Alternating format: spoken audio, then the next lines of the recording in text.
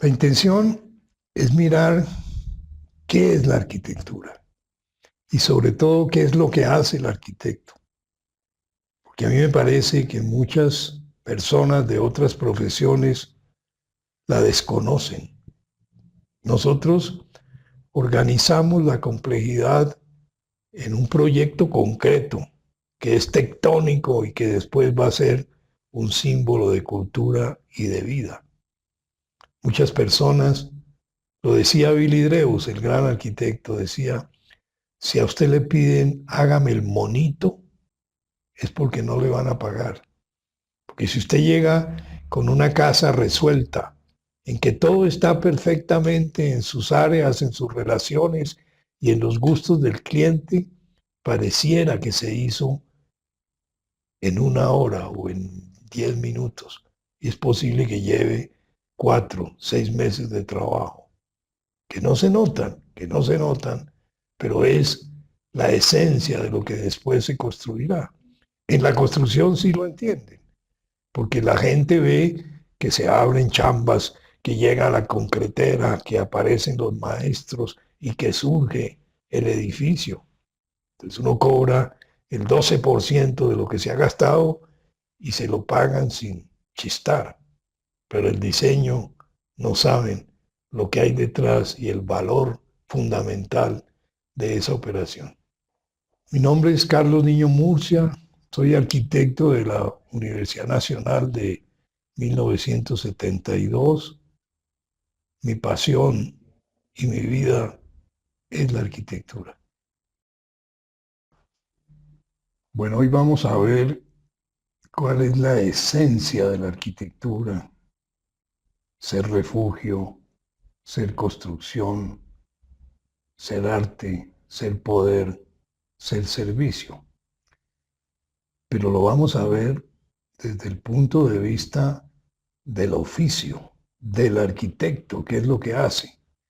Hoy no vamos a analizar la experiencia de la arquitectura que puede tener un usuario, un habitante, un ciudadano, lo que es el movimiento, la luz y la sombra, el uso y la función, la estructura, las tensiones, las impresiones que eso genera en el espectador, el amilanamiento ante la dimensión y el poder, la fenomenología de vivir el espacio, la experiencia del cuerpo fundamental o la relación con el contexto.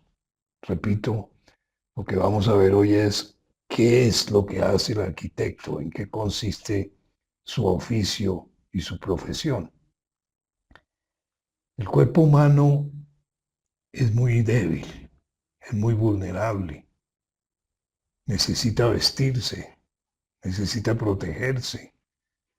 Cuando uno ve un tigre en la horqueta de un árbol y está lloviendo, no se inmuta, el agua le resbala, es poderoso, sus garras, los pelos del hocico, la vista, mucho más poderosa que la del hombre, que ha desarrollado a través de su inteligencia la resolución de esas falencias y de esas debilidades, y una de ellas es la necesidad de abrigo, de meterse en un espacio. Por eso en los tiempos primitivos entraba en las cavernas o hacía cobertizos para cubrirse, para protegerse. Imagínense ustedes lo que es un bebé de 3 meses, si uno lo puede tener a la intemperie o que se moje o que sufra frío.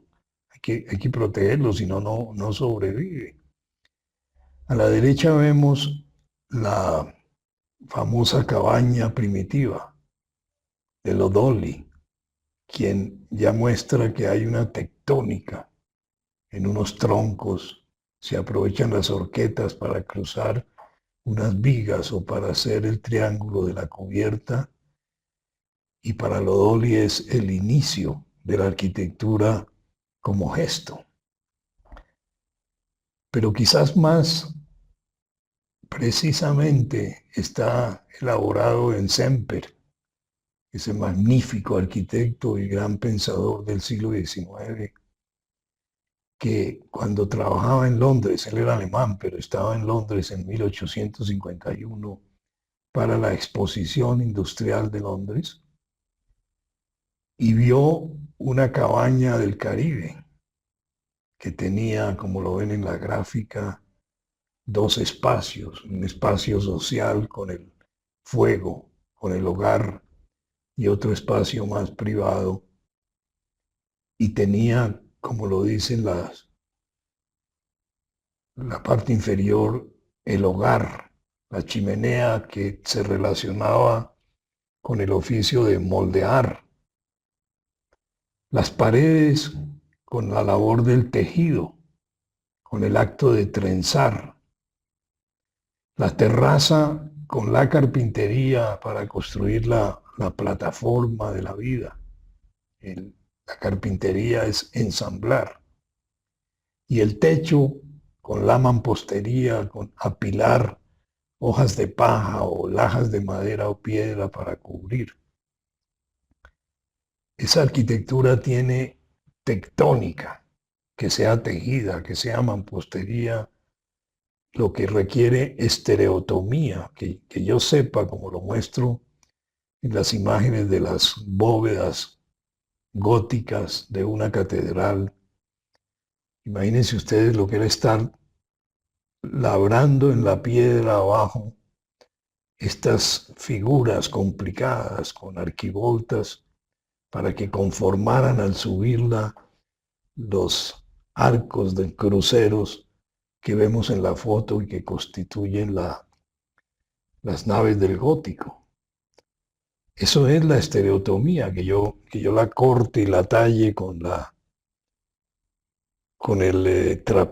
sección trapezoidal que vaya conformando el arco, que case perfectamente. Era la labor que dirigía todo, era la del arquitecto.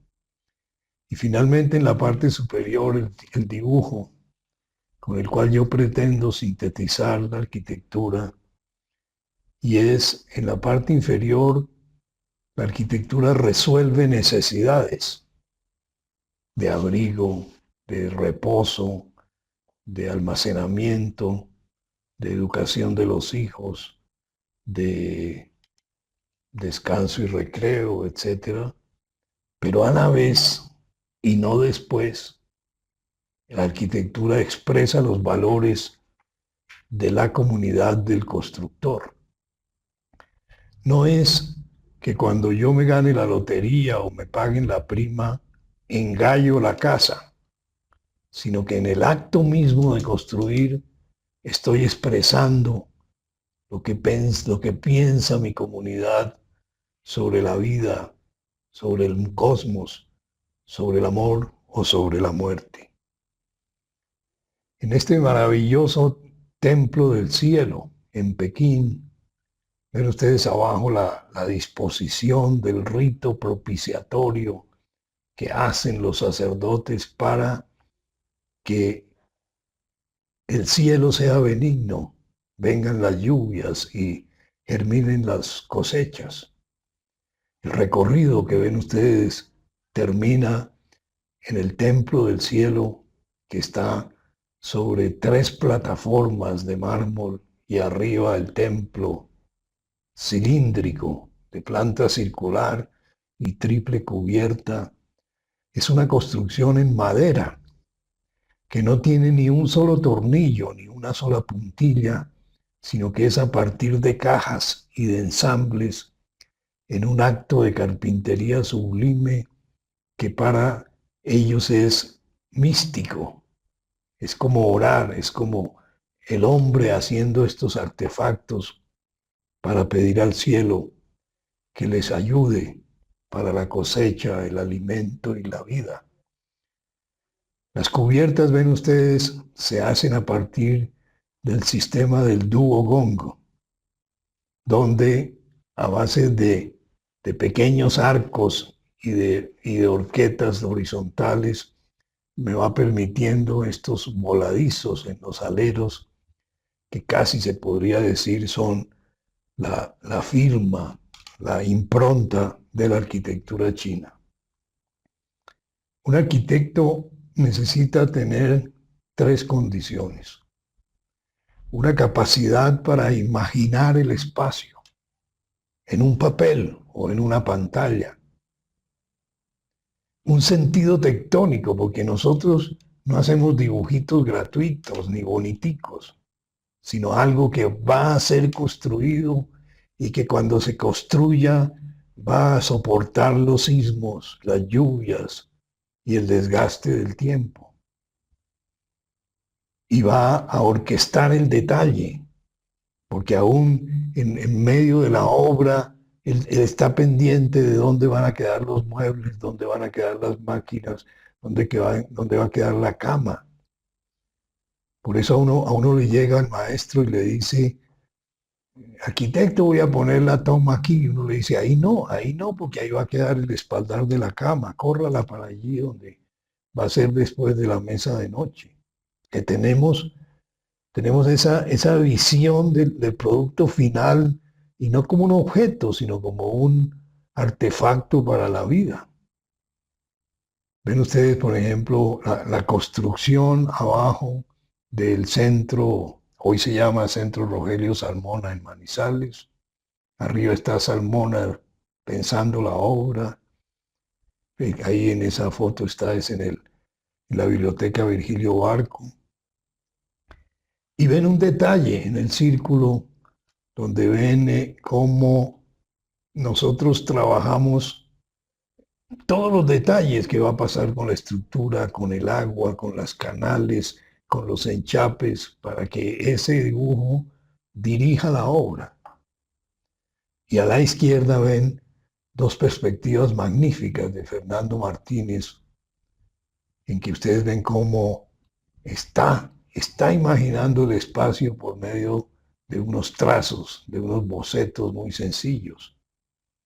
Y termino entonces con esta famosa frase de una de las figuras más lúcidas de la arquitectura en el siglo XX, que es Adolf Loos, que decía, el arquitecto es un albañil que sabe latín. Es un albañil porque sabe cimentar una obra, porque sabe organizar una mampostería, porque sabe hacer la alfajía de la ventana, porque sabe impermeabilizar la cubierta. Pero sabe latín quiere decir que tiene una concepción del mundo, de la cultura, de la implicación de sus diseños en la vida y en la cultura de la comunidad. Yo creo, yo creo personalmente que el arquitecto más grande que ha pisado el planeta Tierra es Francisco Borromini. Una vida difícil, una vida muy solitaria, en competencia con Bernini, que era el gran hecho social y el prestidigitador, más escultor que arquitecto. Pero les muestro dos obras de Borromini. Abajo, San Carlino alle Quattro Fontane, una iglesita chiquitica, pero miren ustedes cómo toma el lenguaje del barroco, que era la elipse y ya no el rectángulo, pero la descompone en cuatro elipses amarillas en el piso que se juntan por medio de pechinas y de arcos en la cúpula superior del domo, que es la elipse roja. O sea, son construcciones que tienen unas elaboraciones casi infinitas, porque él era un gran dibujante, como lo ven en el dibujo superior de Santivo a la Sapienza en Roma también. Como era casi antisocial, se la pasaba dibujando y mirando los proyectos, que un libro maravilloso que hiciera Paolo Portoghesi sobre su obra, para concluir en esa construcción que ven al lado, que parte de una planta de dos triángulos equiláteros que se cruzan y termina arriba en un solo círculo. Pero no es con trucos que se logra esa transición, sino por medio de estructuras y mamposterías para lograr estos espacios maravillosos que son el oficio del arquitecto. Si ven la fecha de Borromini, es 1630-40 sus obras. Es sorprendente que en ese mismo momento en la India, en el mismo año, se está haciendo el Taj Mahal. Podría ser motivo de una charla de hora y media, pero hoy tan solo citemos que es la tumba que hace el mogul para homenajear a su esposa que ha muerto. Es una maravilla de la bóveda de la cúpula de cebolla, la planta que se dirige hacia el centro del mausoleo, el jardín, lo ven en la fotografía y también lo ven en la planta superior, perfectamente dirigido hacia el norte. Hay un día del año en que el rayo de luz se deposita en el centro de la tumba de la esposa y ustedes no alcanzan a ver la maravilla que es el detalle del Taj Mahal. Cuando uno se acerca a las paredes ve que estos son mármoles con incrustaciones de varios piedras y colores, con flores, con motivos geométricos de una belleza casi infinita. Pero también hoy dijimos no íbamos a hablar mucho de la experiencia de la arquitectura, pero visitar esta maravilla también implica que llegan fácilmente al tiempo 300 visitantes, un 80% de la India y 20% de diversos países, pero es obligatorio que nos quitemos los zapatos. Entonces está uno viendo estas maravillas en medio de un olor de pecueca realmente terrible, pero esa es la arquitectura vivida, no vista a través de fotografías. Y en los mismos años de Borromini y del Taj Mahal, se está haciendo el Palacio Katsura en Kioto, arquitectura japonesa, con este módulo del tatami que ven en la planta, en la foto inferior izquierda, que es como el módulo que permite ir organizando la arquitectura, que puede crecer, que puede decrecer también, que es de una carpintería sublime. Allí vemos en el siglo XVII ya presente la sencillez de Neutra o la sencillez de Mies van der Rohe en el siglo XX. Los tres al mismo tiempo. Yo creo, yo creo que nadie ha definido mejor la arquitectura que Vitruvio en el primer año después de Cristo, en Roma, que decía que la arquitectura es la conjunción, la síntesis de tres elementos.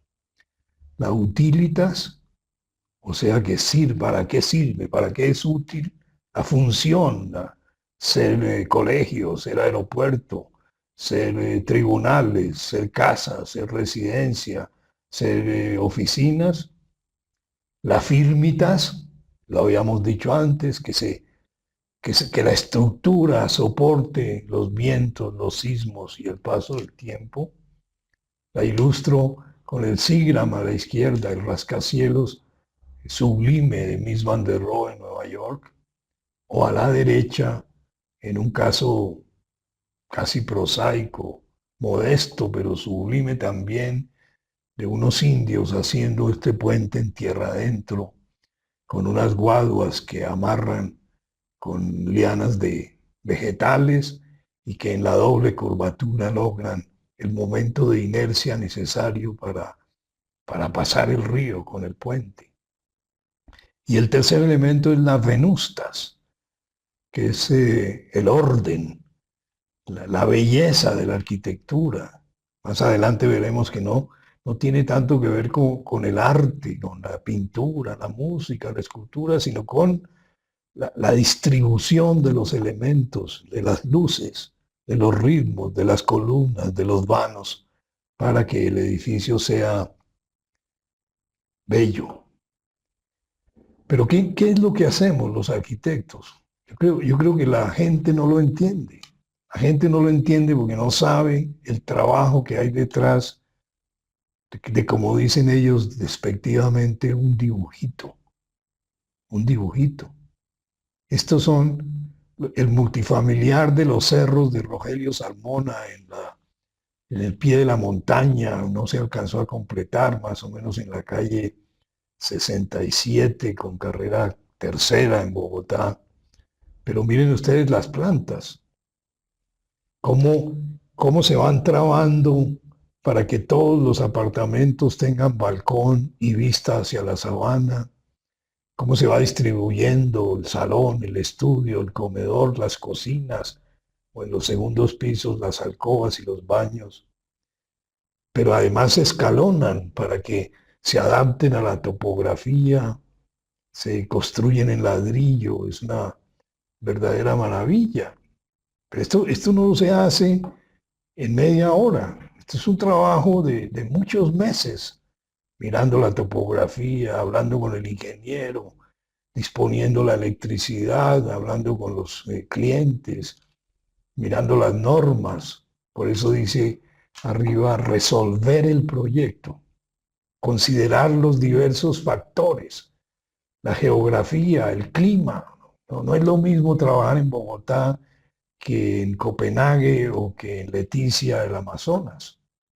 Las determinantes, los vientos, las vistas, la tectónica, que ya la hemos citado, que esto se construya, las normas que prescribe el municipio, el programa, que es lo que necesita el cliente, los modos de vida, todos juntos, los niños y las niñas separadas, los alumnos, los profesores, en fin, lo que sea el tema, los recursos, el dinero que hay para construir, los materiales de que dispongo, los ideales de una comunidad, y es el cruce de toda esa complejidad que se presenta en la síntesis de un proyecto.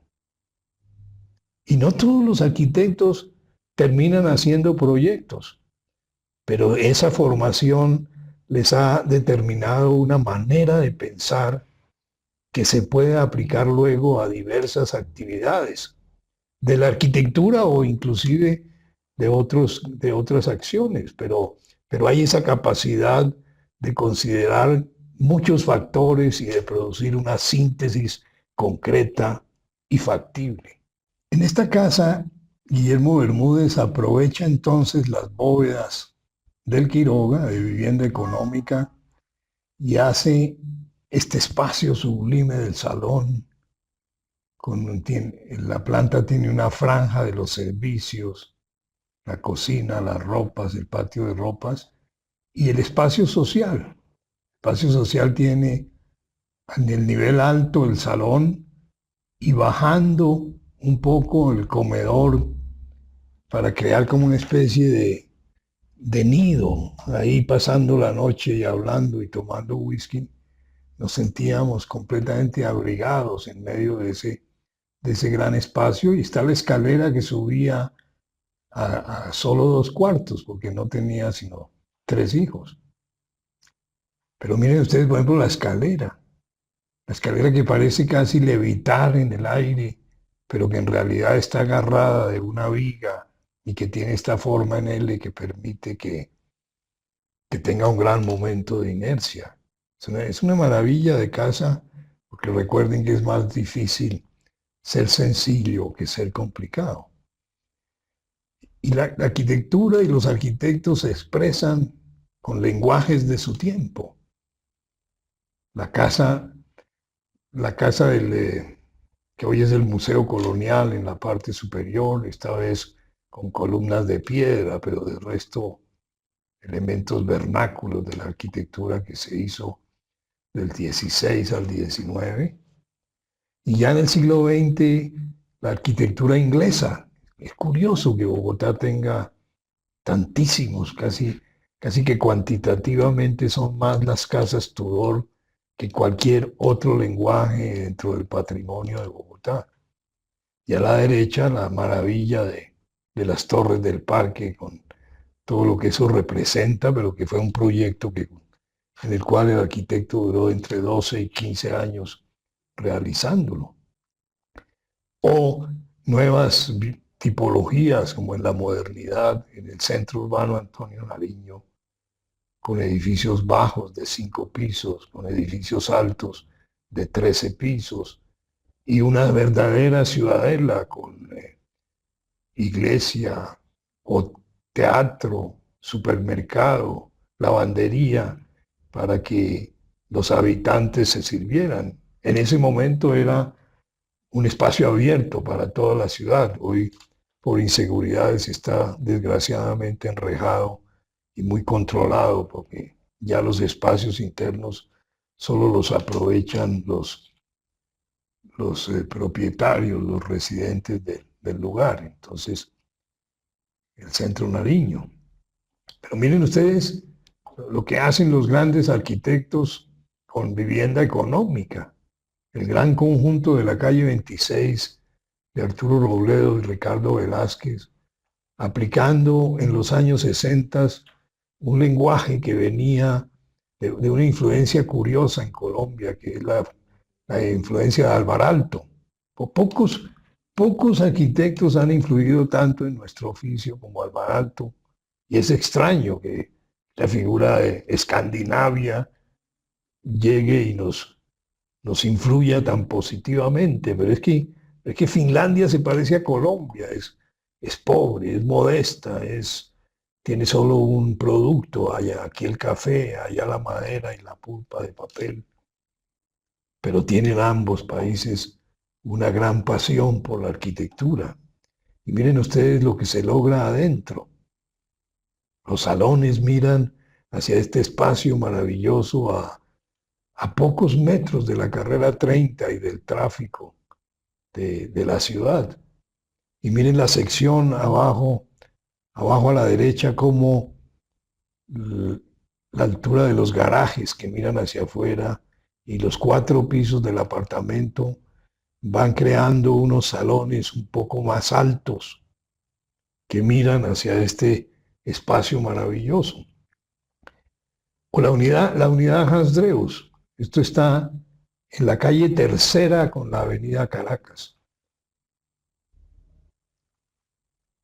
O sea, es un espacio en este momento difícil, deteriorado, pero el arquitecto crea estos maravillosos jardines interiores donde vivienda aún más económica que la anterior permite estos modos de vida. Vivienda económica muy bien estudiada para que sea repetitiva, pero permita la dignidad de la vida. En el Brasil, Lucio Costa, Niemeyer, los hermanos Roberto y otros más, hacen en los años 40 y 50 una arquitectura maravillosa que va a refrescar sus vientos, van a enriquecer el lenguaje de los arquitectos latinoamericanos. Famoso el viaje de Gabriel Serrano al Brasil y lo que hace cuando él regresa.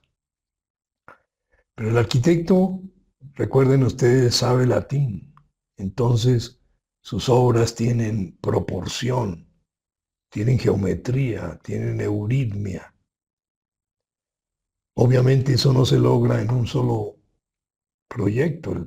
El Partenón, una de las obras más grandes de toda la humanidad, llevaba 3 siglos haciéndose, desde los megalones primitivos y esas columnas dóricas gruesas con enormes capiteles y el pulimento que van haciendo ya no solo un solo arquitecto, sino varias generaciones hasta llegar a la perfección del Partenón.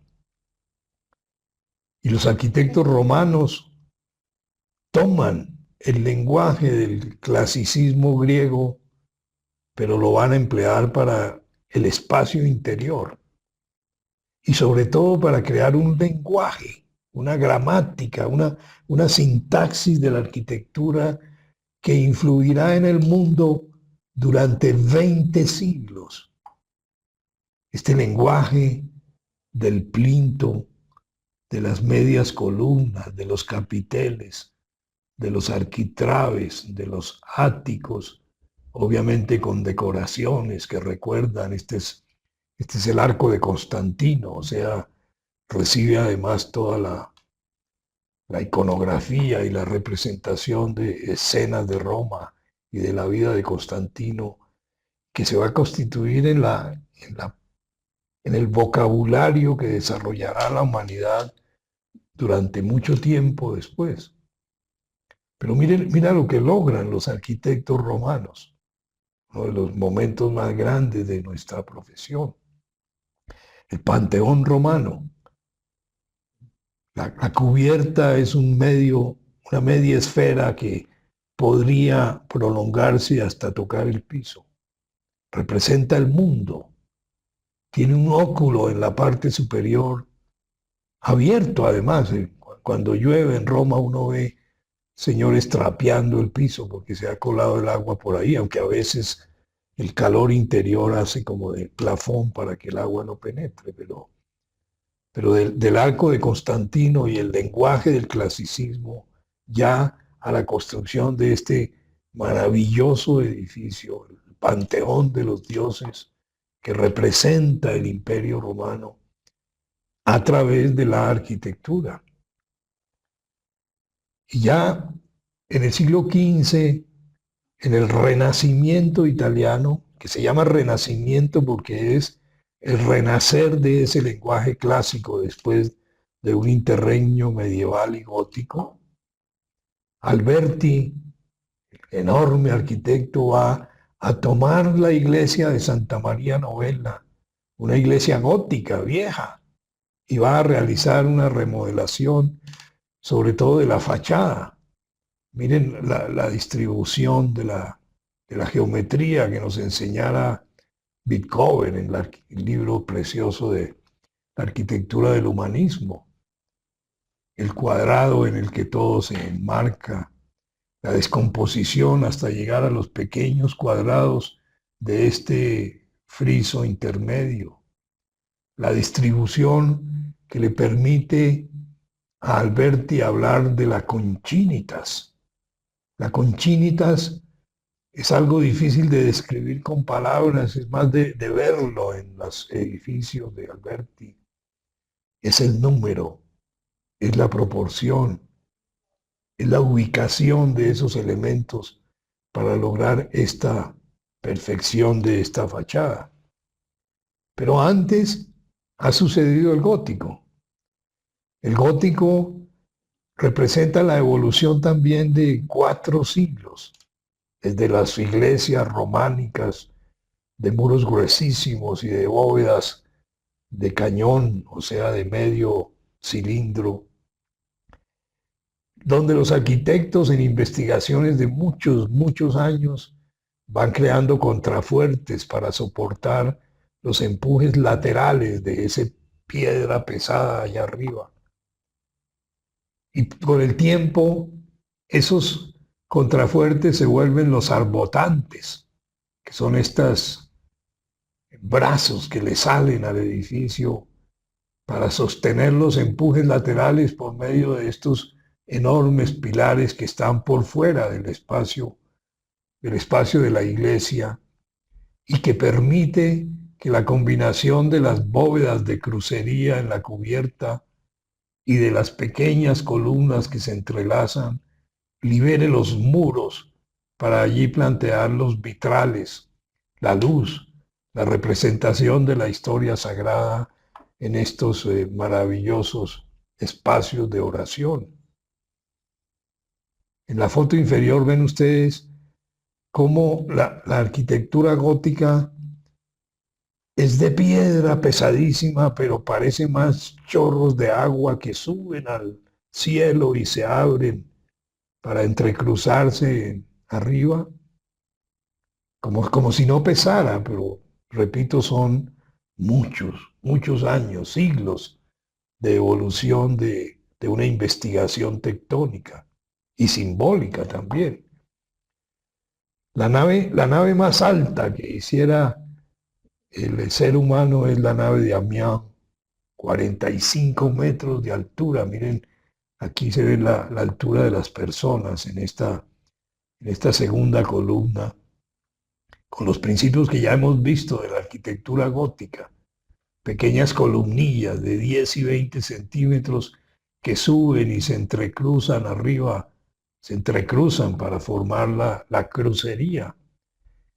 Hoy no hay tiempo de ver lo que representa la planta, la cruz, en el centro de la nave principal y del transepto, el crucero, y al fondo los deambulatorios llenos de ábsides y de capillas. O miren el piso de Amiens, cómo se está creando laberintos o juegos geométricos creados por los arquitectos. Entonces, tenemos que superar la visión turística de la arquitectura, que llegamos y visitamos la mezquita de Süleymaniyye en Estambul bajo la dirección de un guía que nos explica algunos datos y tomamos unas fotos o compramos unas postales, sino que pensemos en los arquitectos que han construido esto. Su modelo era la Hagia Sofía, ese templo de Justiniano cristiano que después, con la toma de Constantinopla, los árabes lo vuelven mezquita. Con ese modelo, Sinan, el gran arquitecto del Imperio Turco, construye estos enormes edificios de piedra y de cemento, pero que son verdaderas obras grandiosas para lograr estas cúpulas en el aire que parecen flotar y que son arcos que se van descomponiendo hasta caer en las fachadas, espacios sublimes, espacios maravillosos. Pero no son fotos, son elementos de piedra que se cimentan en la tierra, que tienen unas mamposterías organizadas de tal manera que los esfuerzos la mantengan como la han mantenido durante 6 siglos, que tienen unas cúpulas de piedra pesadísimas, pero que por medio de unos artilugios tectónicos logra que eso se mantenga. Concebirla, dibujarla, dirigirla, construirla, mantenerla, es la labor nuestra, muy poco comprendida por otras profesiones. O la cúpula de Brunelleschi en Santa María de las Flores, antes de lo que vimos de Alberti en el siglo XV, existía la vieja catedral, el Domo de Florencia, que tenía un crucero de 48 metros descubierto. Había el problema de cubrir. ¿Cómo cubrir con una cúpula un hueco de 48 metros? Es la dimensión que tiene el centro delantero del equipo cuando se hace el saque en el centro de la cancha, y 48 metros hay hasta la portería del frente. Esa es la dimensión de esta cúpula, que estaba a 55 metros de altura. Era imposible hacer un andamio que la sostuviera. Entonces había que pensar una cúpula que se sostuviera a sí misma, que fuera construyéndose por anillos que van cerrándose en helicoide para que se sostenga ella misma. Y Brunelleschi, que no se está inventando las cosas, sino que las ha estudiado minuciosamente en las ruinas romanas, plantea esta preciosa cúpula. Doble, la ven en la sección. Una cúpula más gruesa interior, una cúpula más delgada, con un espacio por donde uno como turista puede subir. A esta figura roja es una persona para subir a este edículo superior con que remata la construcción. Pero miren ustedes también cómo hay unas hiladas verticales del ladrillo que van como haciendo integral los esfuerzos de estos anillos. Es una verdadera obra maestra de la arquitectura, de las mayores de la historia. Dice Julio Carlos Orgán que en este momento estaba naciendo el arquitecto ya como figura individual, aunque se conocen los arquitectos del Partenón, Victinos o del Gótico. Acá está, según Argán, apareciendo ya el diseño.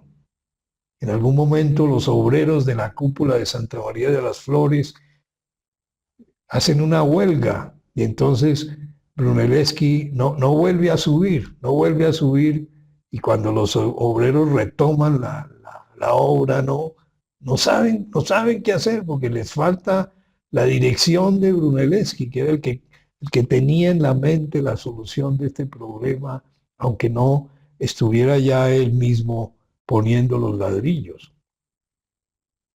Por supuesto que en una visión tan sintética no podemos ver las maravillas que tiene Italia en la arquitectura, pero sí quisiera mostrarles la iglesia del Redentor de Andrea Palladio, que ha aprendido el latín, o sea, el orden de la arquitectura, las mitologías del clasicismo, la literatura antigua a través de sus grandes protectores, Tricino y Barbaro, pero que tiene la capacidad de construir, por ejemplo, esta iglesia del Redentor. Miren ustedes el interior.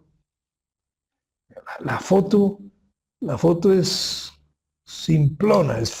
Cuando uno entra a este espacio, uno siente la maravilla de la proporción, acá dedicada a la oración y a la trascendencia, pero es como una especie de sinfonía nítida, afectada por la luz y afectada por la oración y el misticismo. O también en este proyecto de Palladio para la Villa Rotonda, un cuadrado perfecto con un círculo central rematado en la cúpula. Entonces el arquitecto es el que mide, es el que proporciona, es el que ordena. Esta casa pompeyana, miren ustedes, la irregularidad del lote, la irregularidad del predio, pero el arquitecto aquí plantea un eje que genera una simetría con unos patios en la secuencia de la casa, el atrio, el impluvium, los jardines privados interiores, y va resolviendo hacia los lados las irregularidades del terreno que no afectan este orden sublime, que lo está dibujando, que lo está pintando Rafael en los esponsorios de la Virgen, en el cuadro de la izquierda. Rafael también hizo arquitectura. Pero a pesar de que muchos se quejen, yo creo que la arquitectura no es arte, no es arte plástico. La arquitectura es, como lo decíamos al principio, ese acto de la humanidad para protegerse y para expresar los conceptos y valores de su vida. Este ser humano que dibuja maravillosamente Da Vinci puede encontrarse en figuras, en construcciones aparentemente simples, pero arriba, en Tierra Bomba, cerca de Cartagena, fíjense ustedes cómo se hace un cobertizo y todos están agrupados en la parte de la sombra, o abajo los Nukak, un grupo nómade, aunque ya no pueden seguir siendo nómades y ahora están vestidos y mendigando en San José del Guaviare. Pero antes de que llegaran los blancos a acabar con su vida, lo que hacían ellos era ir nómades y construir refugios en 2 horas para pasar allí 2 o 3 días y seguir el camino de su vida hasta que encontraron a los blancos y su vida se acabó. Les presento obras de arte, ellas sí, de estudiantes de arquitectura como Eduardo Ramírez Villamizar o Bernardo Salcedo, haciendo investigaciones plásticas de geometría en el caso de la izquierda de Ramírez, o de conceptualismos como estas piernas y cabezas de muñecos con elementos maquínicos de Bernardo Salcedo, o la representación de un rayo, también de Salcedo, donde uno alcanza a percibir que ellos son arquitectos, pero acá no están haciendo función, no están haciendo estructuras para la lluvia, sino objetos plásticos. O en el caso de Le Corbusier y su colaboración con Joseph Sabina para estas esculturas en madera, obra de ambos, pero donde ustedes ven la similaridad de lenguaje y de tono y de intención con las pinturas, ellas sí, de Corbusier, e inclusive con las arquitecturas como esta unidad habitacional de Marsella que se ve abajo. O sea, hay escultura, hay pintura y hay arquitectura, pero son acciones diferentes. Esto es Alvaralto haciendo pinturas, no porque quisiera ser pintor, sino por solazarse haciendo juegos con el lienzo, pero a su vez con cierta relación de carácter con dos obras magníficas de él, como el palacio, el pabellón finlandés en la exposición de Nueva York del 34, o en los balcones del gran auditorio del Finlandian Talo en Helsinki.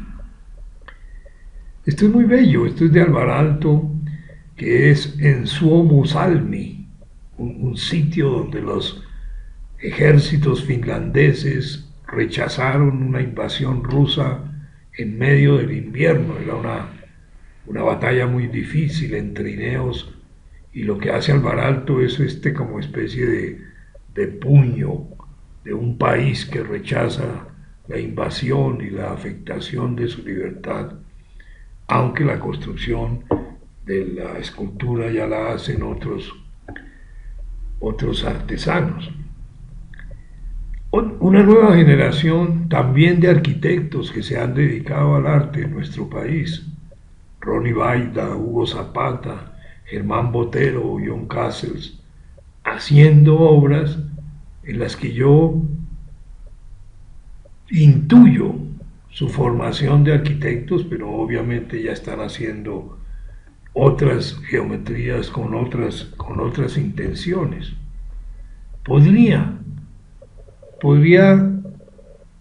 mezclarse un poco la expresión artística en esta maravillosa capilla de Peter Zumthor en Alemania, donde lo importante de este edificio religioso en medio del campo alemán es la construcción, cómo Zumthor plantea una formaleta del concreto que tiene como unas varas rollizas redondas de unos 8 centímetros conformando la formaleta. Después funde el concreto que se ve en la sección en gris y finalmente quema la formaleta. Desaparece la formaleta, pero queda su huella y queda el hollín de la quema en esta pequeña capilla con una luz cenital, donde podríamos decir que la arquitectura alcanza dimensiones artísticas.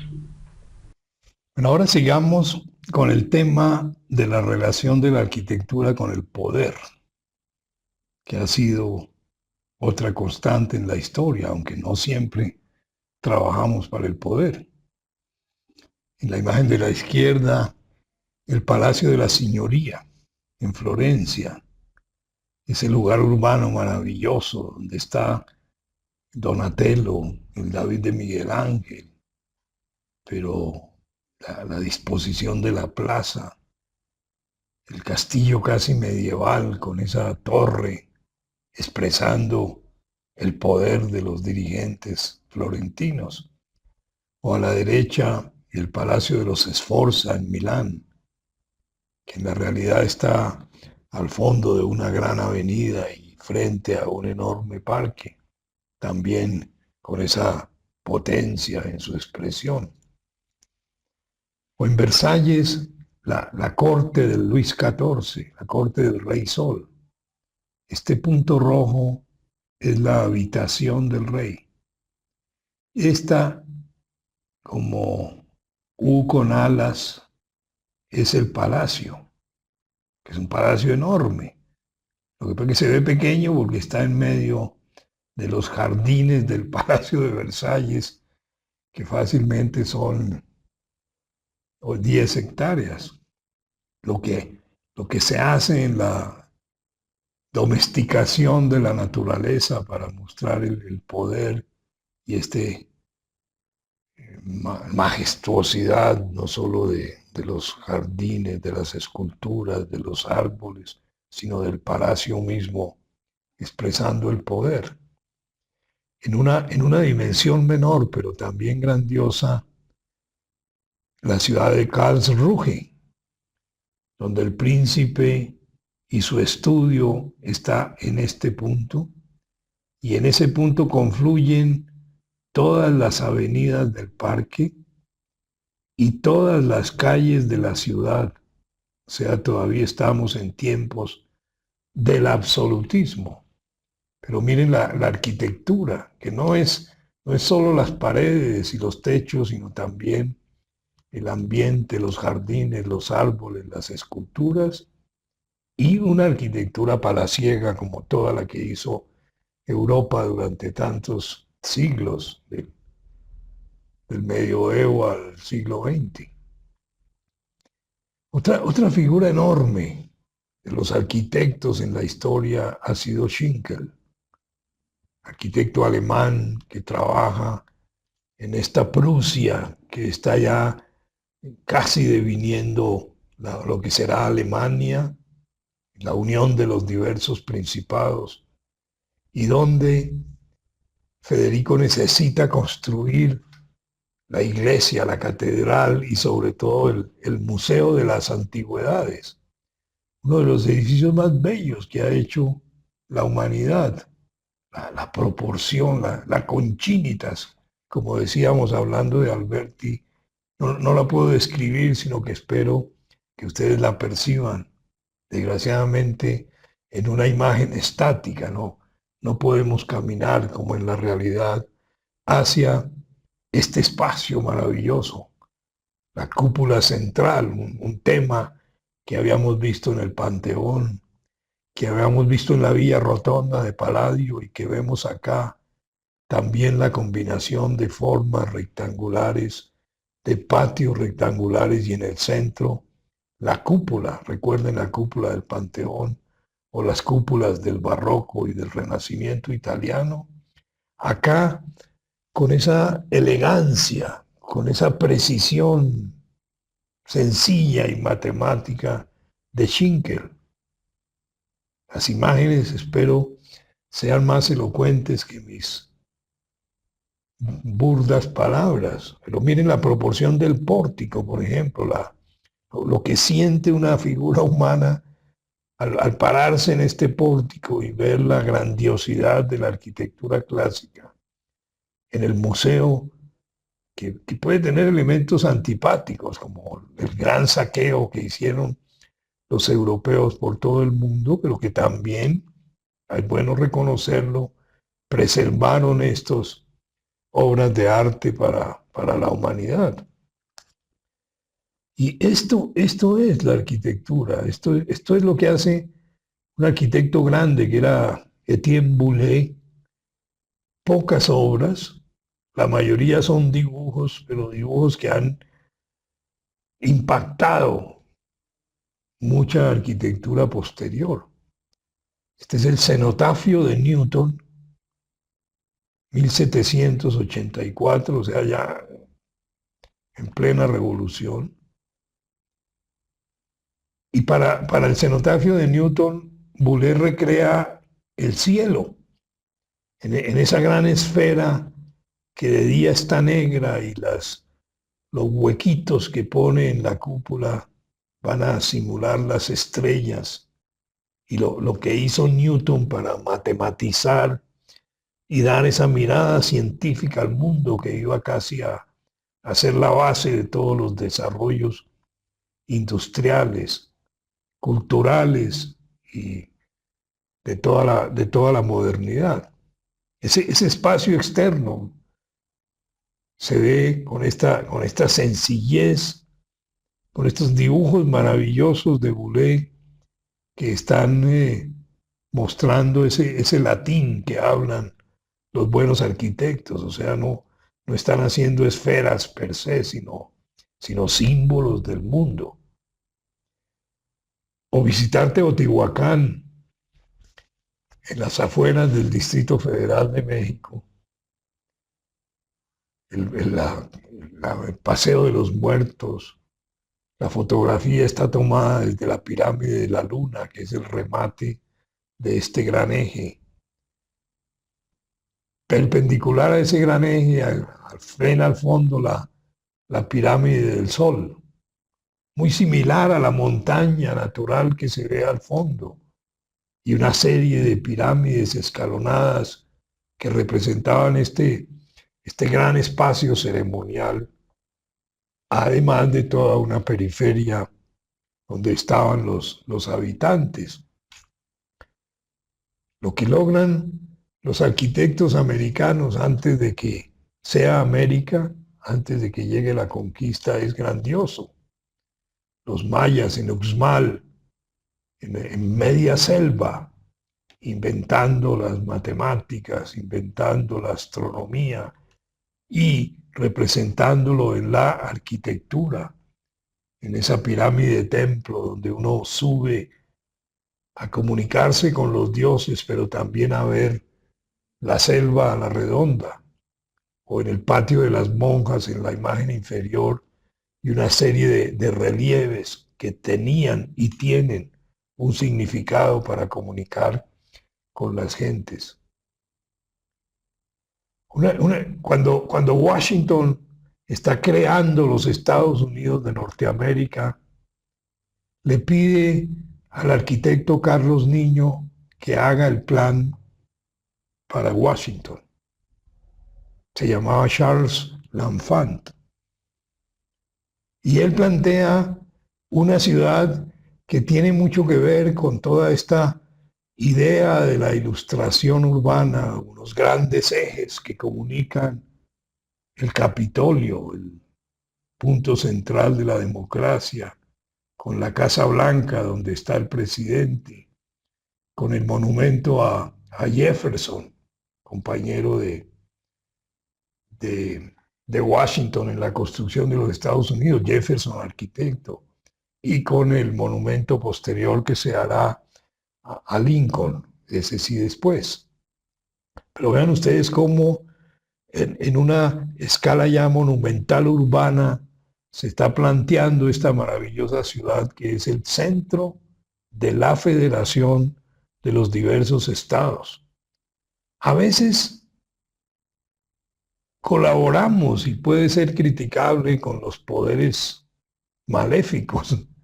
Albert Speer, trabajando para Hitler, plantea este diseño urbano muchísimo más grandioso que el de L'Enfant para Washington.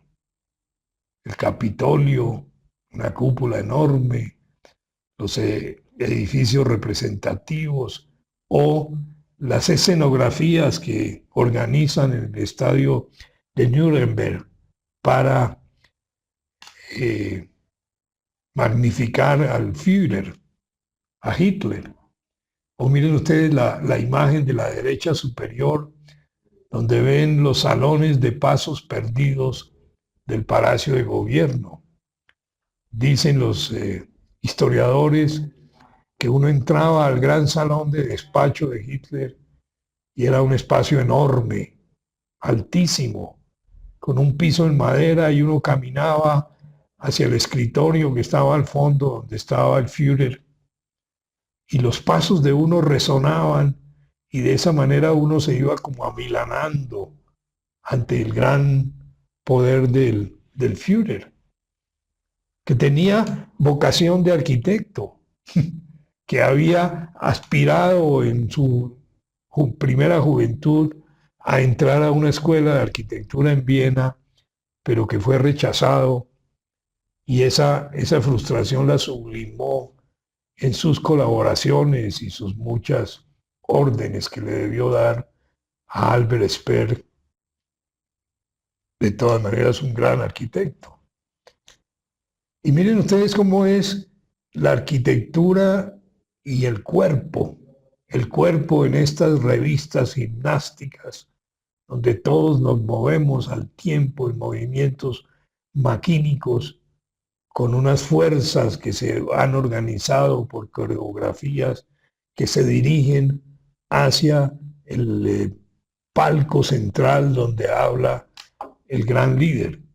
Todas esas son organizaciones arquitectónicas y urbanas.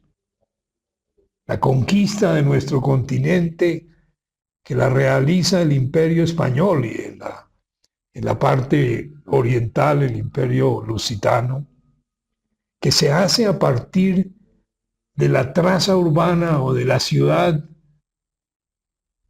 de Jiménez, el monje valenciano que interpreta los textos del profeta Ezequiel y de la Apocalipsis de San Juan en la descripción de la Jerusalén celestial para plantear este modelo en retícula que será el modelo que se implanta en toda América, desde el río Bravo hasta la Patagonia. Es una cabalgata rápida donde los españoles van fundando ciudades con esta traza, ciudades que organizarán el imperio y el dominio del territorio y de los nativos. La Plaza Mayor la ven ustedes en Villa de Leyva arriba o en Tunja abajo, como una especie de patio comunal, de patio urbano, donde está la torre de la iglesia, el poder religioso, pero también está el cabildo y están los primeros encomenderos, los principales encomenderos. O esta pequeña capilla en medio de la zona rural de Siecha, pero que era un centro doctrinero a donde debía llegar todos los indios a recibir la doctrina y los sacramentos que administraban los curas doctrineros. Pero a veces servimos al poder en otra forma, en este caso con las defensas de la ciudad de Cartagena. Miren ustedes cómo la gran bahía interior de Cartagena, la bahía mayor y la bahía pequeña que ya llega a la ciudad, se siembra de castillos y baterías para disparar a los posibles invasores. No tenemos tiempo de detallar la historia de los diversos castillos, tan solo veamos cómo uno entra por Boca Chica y se dirige hacia Cartagena, pero los pasos estrechos son vigilados por castillos. O en este caso están viendo ustedes el castillo de San Felipe, que no controlaba el tráfico marítimo, sino el tráfico de tierra. La entrada a la ciudad por tierra, protegida por este maravilloso castillo, donde no cabe el capricho, donde es la balística, la estrategia, aunada a la topografía para construir estas máquinas de guerra, hoy monumentos patrimoniales. Y siempre la arquitectura construyendo los países, reforzando las comunidades. Esta era la imagen que vimos en la portada de esta conferencia. Es el Capitolio Nacional, la obra más importante desde el punto de vista de la arquitectura que ha hecho nuestro país. Tomás Cipriano de Mosquera contrata en 1848 a Thomas Reed, un arquitecto danés del Caribe, que plantea este edificio neoclásico, pero que él llama de estilo egipcio, por lo sobrio, por lo masivo y lo grandioso. Tomás Cipriano de Mosquera en la revolución liberal del siglo XIX quería crear una democracia en nuestro país y necesitaba la sede del Congreso, el núcleo de la democracia. Más tarde, cuando hace la desamortización de manos muertas que le quita las propiedades a los religiosos, el Papa lo amenaza con la excomunión y él le dice: su santidad es el jefe de la iglesia, pero el presidente de Colombia soy yo. Y Colombia tiene la lucidez de que en 80 años de construcción de este edificio, porque se termina en 1928, respetamos las ideas originales, obviamente adaptándolo con materiales y asuntos del tiempo para concluir con esta maravillosa arquitectura.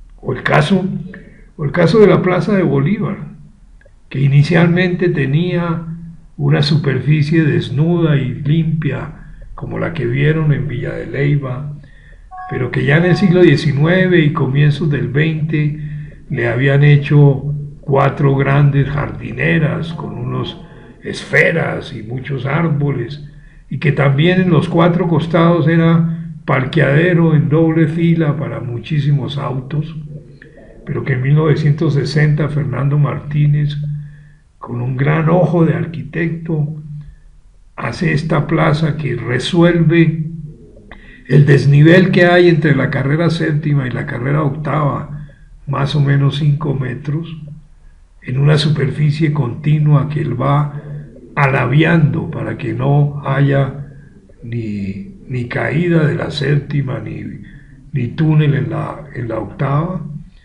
Pero como las escalinatas del Capitolio estaban incompletas, no eran planas como la ven en esta fotografía, sino que iban bajando con la pendiente del terreno, lo que plantea Fernando Martínez es hacer un triángulo plano que le permita regularizar el estilobatos del Capitolio y coordinarlo con el resto de la superficie. En un proyecto que algunos no han entendido y lo tacharon en su momento de ser un secadero de café, que le faltaban los árboles y las banquitas. Pero cuando hay un festival de teatro o una manifestación por el asesinato a Jaime Garzón o cualquier manifestación política, vemos el destino de la Plaza de Bolívar, que es acoger multitudes y sobre todo ser el ámbito central de la República de Colombia con una magnífica arquitectura en su alrededor. Capitolios se hacen en todo el mundo. Acá hay 3 de América, en Argentina, en Cuba o en Washington, siempre siguiendo la idea del clasicismo y de la cúpula en el sector central. Gestos diversos, como cuando Rojas Pinilla, después del golpe del 9 de abril, quiere sacar el centro administrativo del centro de la ciudad y crear el centro administrativo oficial, hoy el CAN.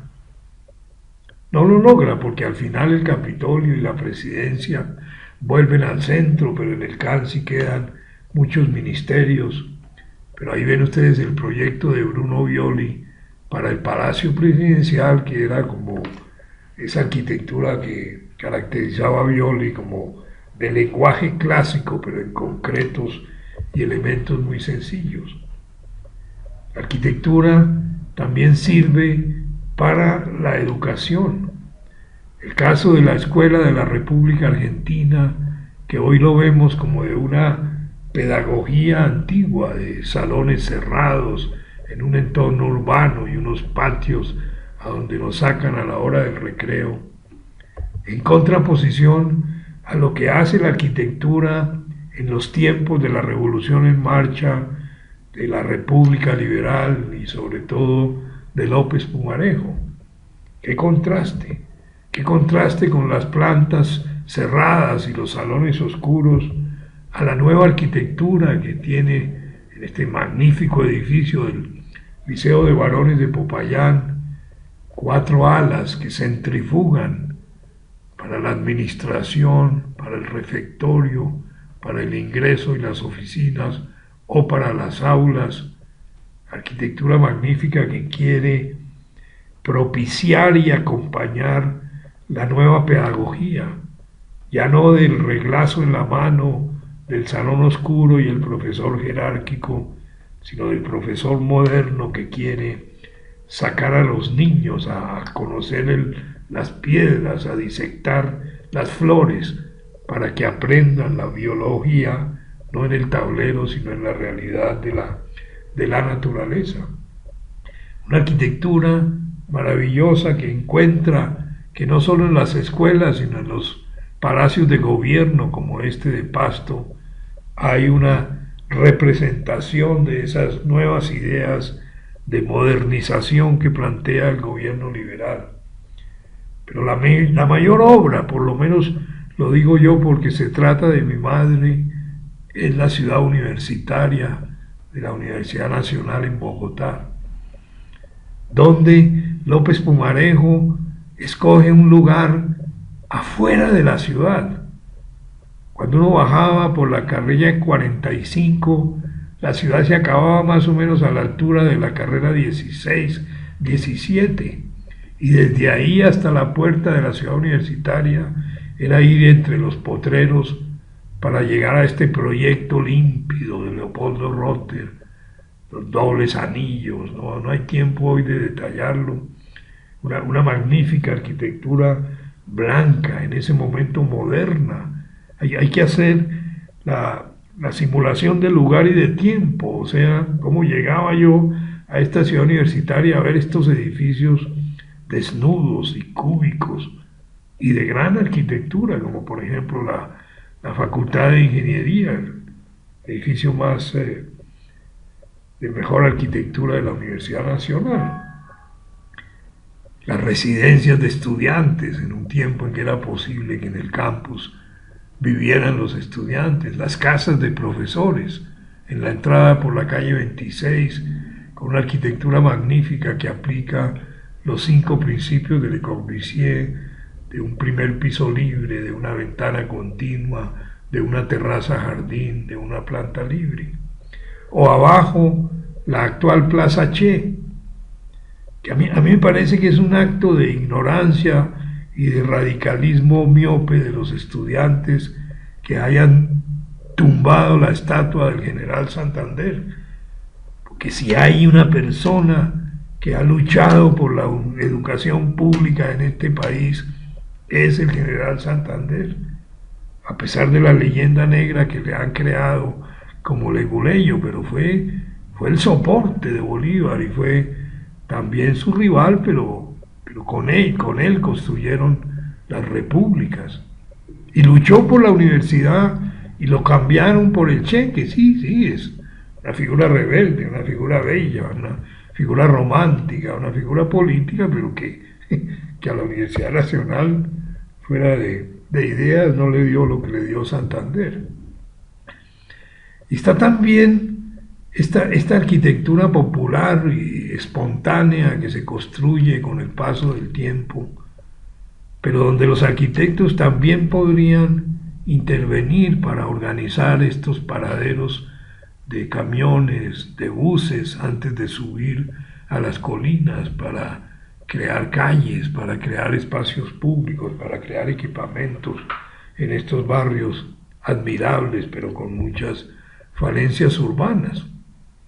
Estas imágenes anteriores son desde la avenida Villavicencio antes de subir al barrio de Jerusalén. Y allá arriba está la plaza de Tanque Laguna, donde existía esta laguna que ya fue desecada y en este momento, en los años 70, las casas dispersas, pasando ya del cartón y el paroy a los materiales. Y abajo un proyecto que alguna vez planteé yo en la actual plaza de Tanque Laguna, donde dibujaba en la plaza el perfil de la vieja laguna y las formas del piso que eran rectangulares, al llegar a la huella de la laguna, se ondulaban como agua con el fin de que a los nuevos habitantes, a los jóvenes, les recordara su origen. La arquitectura les rememorara la vieja laguna en una plaza dura actual. O lo que fue la construcción de la carrera décima, esa gran avenida que se abrió entre la iglesia de San Diego en la calle 28 con el hospital de la Ortúa, una carrera que no tenía 7, 8 metros de ancho, pero que se abrió a 40 metros de ancho, donde se hablaba de demoler, y se hizo, demoler la vieja plaza de Mercado de la Concepción para darle paso a la avenida, a esta avenida, edificios modernos donde se ubicó toda la dirigencia del país, los seguros, las bancas, las grandes embajadas, los grandes gremios, en una avenida que hoy está en una condición diferente, en riesgo de decadencia. Ven ustedes esta imagen inferior que es de Paul Bert, un gran fotógrafo alemán que trabajó para documentarnos toda la arquitectura moderna colombiana, y la iglesita de Santa Inés. Ya el pavimento había llegado hasta la calle décima. Este es el pasaje Rivas que ustedes conocen. Y en el medio de la avenida estaba la iglesia de Santa Inés, y se requirió el poder militar para que en 1956 se tumbara la iglesia y diera paso a la avenida. Los patrimonialistas se quejan de que se fue el patrimonio, y se fue. Yo creo que la arquitectura de Santa Inés no era grandiosa, parecía más bien un edificio de apartamentos con espadaña y campanario. Sí tenía adentro grandes obras de arte que se llevaron a la avenida 28, y tenía los restos de muchos personajes, sobre todo de José Celestino Mutis. Pero piensen ustedes en lo que fue la arquitectura moderna en esta carrera décima. Y excúsenme que les ponga algo autobiográfico, pero piensen en un provinciano de 9 años que su papá lo traía para ayudarle a hacer las compras, para llevar luego al pueblo, y lo que era entrar a este banco de mármol, de luz, de enormes alturas, de ventanillas de bronce. Al fondo, detrás de esta fotografía, había un mural de Ramírez Villamizar de 25 metros de largo. Era un verdadero espectáculo, y era la modernidad no solo para los provincianos que veníamos, sino para los mismos bogotanos que aquí vivían. Edificios magníficos como Seguros Bolívar, a donde al terminar el edificio se pasa la Goodyear, la Texaco, la Embajada de los Estados Unidos, y arriba se instala la firma de arquitectos de Cuéllar Serrano Gómez, la firma más poderosa y más productiva de nuestro país. La arquitectura ha servido también para elucubraciones intelectuales y culturales, como estas grandiosas propuestas de Giambattista Piranesi en la Italia del siglo XVIII. Este es el Colegio Magnífico, que es una crítica al lenguaje del clasicismo, porque toma todos sus lenguajes, pórticos, columnados, ábsides o exedras, patios, que llevan jerárquicamente hacia el espacio central donde debería estar la cúpula y el espacio mayor, pero él pone los descansos de la escalera. O sea, es una ironía como diciendo, asumo y utilizo el lenguaje clásico, pero lo llevo al absurdo, y en el centro pongo el descanso de una escalera.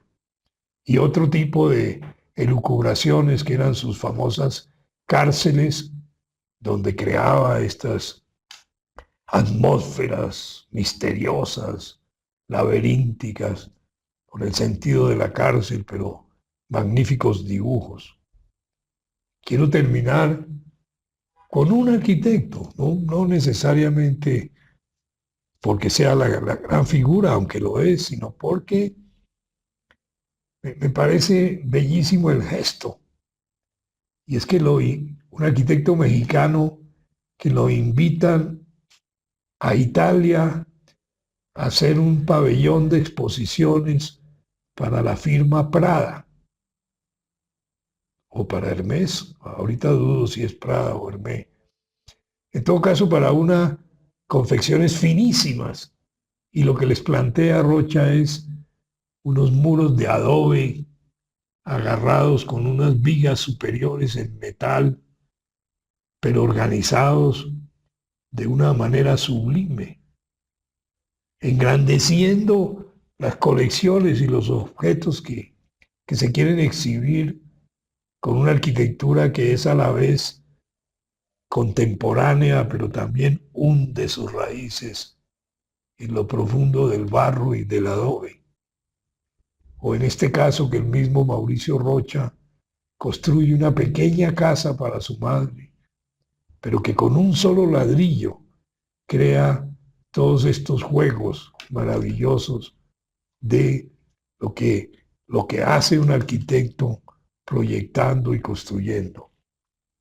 Y esta es la última imagen, donde contrasto ese mural superior de Thorvaldsen, un escultor neoclásico, donde plantea las musas, las figuras en mármol bellamente esculpidas en medio relieve, y abajo la nueva galería de Mies van der Rohe, la arquitectura moderna en su mayor simplicidad, que es tan rigurosa y tan exacta que alcanza lo sublime. ¿Por qué esta imagen? Porque quiero mostrar, si lo logro, que la arquitectura tiene estas intenciones funcionales, representativas, técnicas y culturales en el espacio, en el recorrido, en la percepción, de manera muy diferente, sin que haya competencia con el arte de la escultura o de la pintura o de la música. Muchas gracias. Listo. Mi nombre es Carlos Niño Murcia, soy arquitecto de la Universidad Nacional de 1972. Mi pasión y mi vida es la arquitectura.